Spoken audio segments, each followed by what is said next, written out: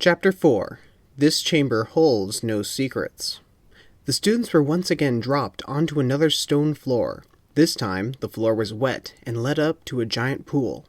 At the pool, just like in the last underground chamber, stood 2 figures, plus 1 more lying on the ground. Also, just like the last destination, one of the figures was Potter. The other figure standing at the pool was just a little older than Harry and wore Hogwarts robes. However, they were Slytherin. Once again, the modern students tried to listen in on the conversation going on. Due to the echo in the long chamber, they could barely hear what was going on. This made the conversation distorted. The 3 got up and hid behind one of the many giant snake heads that lined both sides. "I don't like snakes," Dawn said in a whimpering voice. "You don't like a lot of things," Elizabeth said, dragging Dawn behind one of the heads. The students watched as the taller figure used a wand to draw out letters, forming a name. The name spelled out Tom Marvolo Riddle. He then rearranged them to form a whole new phrase. Elizabeth squinted her eyes to read the moving letters. "I am Lord Voldemort. I am Lord Voldemort. This must be another incarnation of Voldemort." "Another incarnation? How about just a younger version?" Thomas suggested. Elizabeth agreed. "Glad to see that those hundreds of books you got for no good reason actually had a reason. One of them must have said something about incarnations of Voldemort," Dawn said sarcastically. The 2 figures talked for a little bit more, and then a surprise happened. A giant snake rose out of the pool and slithered onto the floor. Dawn immediately cowered in fear behind the statue. He and the other students dropped to the ground as the snake advanced up the length of the chamber. Harry started running the length of the chamber with the giant snake chasing him. He turned and headed down a corridor past the 3 future students, as did the snake. The taller figure, Tom Riddle, walked away from the pool over to the side. The students made their way closer to the pool. Quietly, they walked over to the first snake statue and went behind it just as Harry emerged from another tunnel, extremely tired. The snake then once again burst out of the pool and started to charge Harry. Elizabeth screamed. The 2 boys tried to silence her, but lucky for them, they thought the scream wouldn't be heard. Thomas then looked up to the top of the chamber and saw a bird fly in and drop off a hat. Amazingly, what appeared to be a sword flashed inside the hat. "It's like magic," Tom said, smiling. Thomas and Dawn looked from behind the head of the snake statue that Harry was just about to use the sword to kill the giant serpent, which he was successful in doing. The snake collapsed to the ground. Harry then stumbled over to where Tom and the figure lying on the floor, Ginny Weasley, were. From the perspective of the students, it looked like Harry had some sort of wound that was not able to be healed. Once again, the same bird that came to drop off the hat assisted Harry. Tom seemed perplexed and mortified. Thomas, Dawn, and Elizabeth all watched as Harry then grabbed a book that was on the floor, grabbed a fang from the snake, and stabbed the book. Immediately, Tom Riddle vanished. By this time, Ginny was awake, although Harry seemed weak.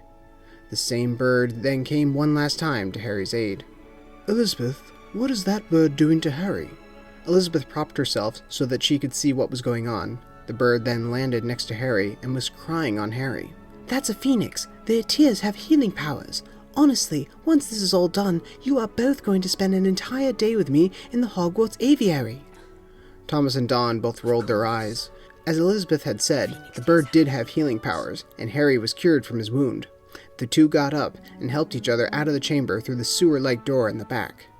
"Now what?" Dawn boasted. Thomas walked over and pointed at the book on the ground. "Well, not only did, ironically, Voldemort have a good name, but he did have a diary that was part of his soul. That book."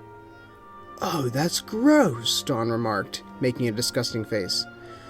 "So, as in metaphorically, it was a Horcrux, right?" Elizabeth questioned. Thomas nodded. "Also, that sword that Harry used was a tool used later on in life at Hogwarts. But I don't think that's what we're looking for." Dawn started to pace.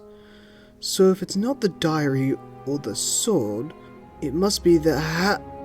Where is it?" "What?" "The sorting hat. That has to be the next charm, but it's not here." Thomas then advanced toward the giant snake. "Harry used the sword to kill this, This, he started to snap his fingers. Basilisk, Elizabeth whispered. Thank you, Thomas acknowledged. If he used the sword to kill the basilisk, and we saw him use one of the fangs to, quote, kill Tom Riddle, then maybe the charm is what killed Voldemort, a fang. Dawn ran towards the fang, on the ground. Wait! The fang is still fresh. That means there's still a bit of poison on it. Let me see it. Dawn backed off with his hands up in a sarcastic manner. Elizabeth squatted down and took out her wand. Hope this works. Scourgify! A flash of light traveled from her wand to the fang and erupted it with light. The light soon faded away, and the fang was pure white. Was that a cleaning spell? Thomas asked. Yeah, I thought it would take the poison out of the fang. Dawn reached out to grab it. One way to find out. Dawn grabbed the fang and closed his eyes. Nothing happened. Brilliant work, Elizabeth. Now we have 2 charms. It seemed easy once we figured it out. This chamber holds no secrets. Now what? Perhaps if we all touch the fang, we will go to the next point in Harry's life, Thomas suggested. Why do I feel like something is amiss here? Why do I have the feeling that these items are charmed somehow to bring us to certain moments in Potter's life?